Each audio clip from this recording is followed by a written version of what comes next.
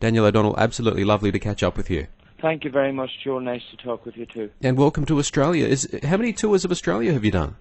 This is our 11th tour. It's actually my 13th visit to Australia, but my 11th time to do shows.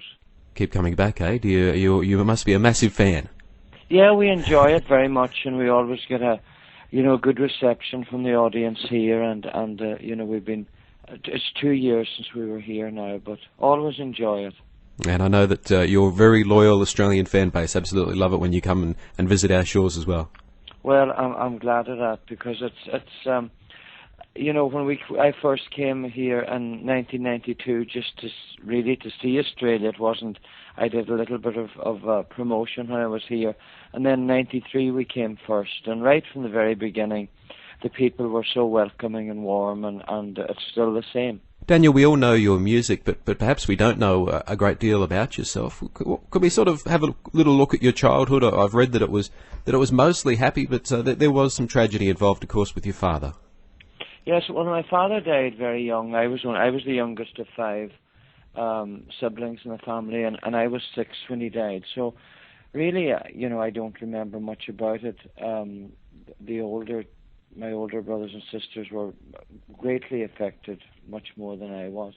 And yes, I mean, that was a big upset in the family. But my mother was a very strong woman, and she kept us all together, kept us going. And she's still alive. She just turned 91 in July, and she's still going strong, and we're grateful for that. Were you first introduced to music through the church? Yes, I mean, well, my sister, her name is Margot. She's been singing for a long time. I mean, she's not that much older. She's only 10 years older than me, but she was singing as a very young teenager, and so I really don't know her other than a singer. You know what I mean? She was always singing, and from I was 2 years old. And of course, the first singing I did was in church. I mean, a lot of singers, I would imagine, would claim that, that they sang in the church choir, and I was certainly one of those people. And then after that, we come from a very rural part of Ireland, up in the northwest coast, County Donegal, and the local clubs, be the football club or the church or whatever, would have concerts at various times in our local hall, which is a very small place. And I would always get the opportunity to sing, which was lovely. And from there, it continued my enjoyment. I don't know that I realized as a child, what singing was about. I just did it. It wasn't anything very special. I could do it, and I always got the opportunity. It really was in my mid to late teens that I think I realized the enjoyment I got from it, and more so, I remember one night singing in a local hotel, just with the band that was playing there. We used to go at the weekends, and I was observing people that were dancing around, and I was singing, and I could see the happiness in their faces, and I thought, well, I'm getting enjoyment out of this. Wouldn't this be a wonderful way to be able to spend your life? And from there, the seed was set. I mean, I did go to college, spent a very short period there. The calling for music was great, and I joined my sister's band in 1981, and she had a very, very extensive career at that time, although now she's more or less retired, just a few shows a year. And I spent 2 years with her, and then made my first record. Am I talking too much? No, keep going, Daniel. It's beautiful. Keep going. Yeah, I'm like one of them things, you pull the string on and off I go. I made my first record in 1983, and then, I started on my own, really. And from there it began, really, yeah. It's certainly a risky career move, isn't it? When you're a young man to decide that you want to be an actor or a singer. What do you think? What were your backstops? Do you think? I mean, if success didn't come. Well, I don't know that I have one. I suppose I would have gone back to college. I was at college, spent, as I said, a very short period there. But I would imagine if I were to do anything, I would have gone back and tried to do teaching. I think I would have enjoyed that too. Obviously, a very different career. But I love the interaction with people. I enjoyed school. I wasn't a genius, but I was fairly okay, and I loved sort of the business, accountancy, maths, economics, that kind of thing. Don't ask me about it now. Yes. Do a thing about it, but I enjoy those subjects, and I think that's maybe what I would have turned my hand to. But ifs and buts never make a really good conversation, and I never had, thank God, to make that decision.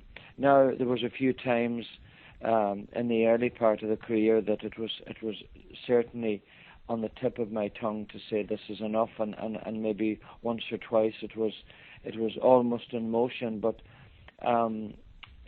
I at the darkest time, I suppose, maybe from a career point of view, was about 1985 and 86. I had thought about giving up because I was 24 at that time, and 24, and I wasn't really making any headways. And I always tell that story because I remember, there's so many people that start careers, especially in music, and it is a very difficult. There's no formula for success in the music business. There's no way to do it. I don't believe there is anyway. I mean, people will come to me and say, well, what do you think I should do? There really is not a formula. You need obviously to have a bit of talent. I think you need to be lucky too, and get the breaks. And I was lucky. I got breaks. I met some very good people along the way. I have a wonderful manager, and the people that I've been sort of lucky to meet, be it promoters or here in Australia, Adrian Bohm does our promotion. He's a wonderful man, and his family. In Ireland, we have a good promoter in the US and Canada, and the people that we seem to have met, I've been very fortunate from that point of view. That they seem to be the kind of people that I would like to be involved with. And I think that's been important for me. But I do think you need to really work at it, and you need to love it, and you need to believe in it, and you need to. I always say to people that there's no room for another Cliff Richard or another Elvis Presley or Charlie Pride or Daniel O'Donnell, but there's always room for you. What is an average day in the life of Daniel O'Donnell in 2010? How much touring do you do? How much time do you spend in the studio? Well, I've done a fair bit of studio work this year. I have an album ready for release for Christmas album. I had never recorded many of the great carols, and that's something I wanted to do. So that's going to be released in November at home, I would imagine, maybe here as well. I have also recorded an Irish album of some of the very well-known Irish songs that the other people recorded, like Sweet 16 and Maggie. Foster and Allen had a hit with that. Yeah, what a song, huh? What a song. I Love So Well. A lot of the big songs that I would sing every so often, The Fields of Athenry, but I never recorded, and people would say, oh, well, you're going to ever put this on an album? So that's going to be released in March. When here, I don't know, but, obviously you'll get it and you'll tell people when it's available. But touring-wise, we started in March, and we've been touring, periodically since. We were we did some shows in Ireland in March, and then in April, early May, we were in the UK. Middle of June, we were in America and Canada. Then we were in Ireland in July, and we're here now, as though starting on the 2nd of September. We start over in Perth. And when we finish here, we go to New Zealand for 3 shows, and then we go through the States on the way home and do 3 shows in North Dakota. And then we'll be home for a little bit and do a few things, not shows, but other things. I have a bit more recording to do for the Irish album in October. And then we go to Branson, Missouri in the States for 15 shows. In November, we do a residency in one theatre. and then in December we do probably 10 shows in Ireland and the UK, and that's us to Christmas, and then we're off again until February. I was going to say when we go and we do a show in Nashville at the Ryman Auditorium for American television. We were supposed to do that in June, and the Opry was flooded, and that was cancelled. So then we'll start again. But it sounds like I'm on the road all the time, but I get a lot of time off. I get as much as maybe 5 months of the year when I'm not touring. It's just when we're touring, it's quite extensive, you know. Yeah, that's right. Well, I was going to say, it sounds like you're going to need a good rest after all of that. That sounds exhausting.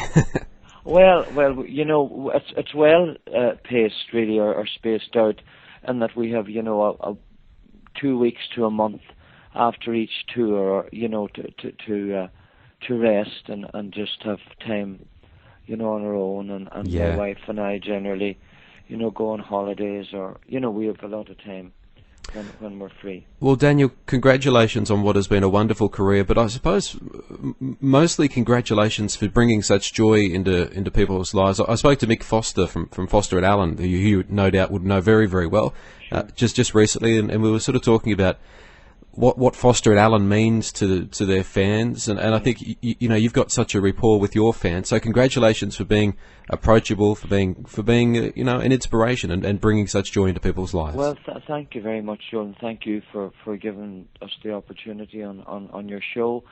But really, to the people, it's they who make it possible, really, for us to come here, and for the shows, and down through the years, you know, the support, and some of them come to the airports when we arrive in different places, because I suppose this is the only country where we fly most of the time. We generally travel by road and all of the other places, but people come to the airports to welcome us, and I can't explain what that means for people to put themselves out and do all that just to make us feel welcome in their country.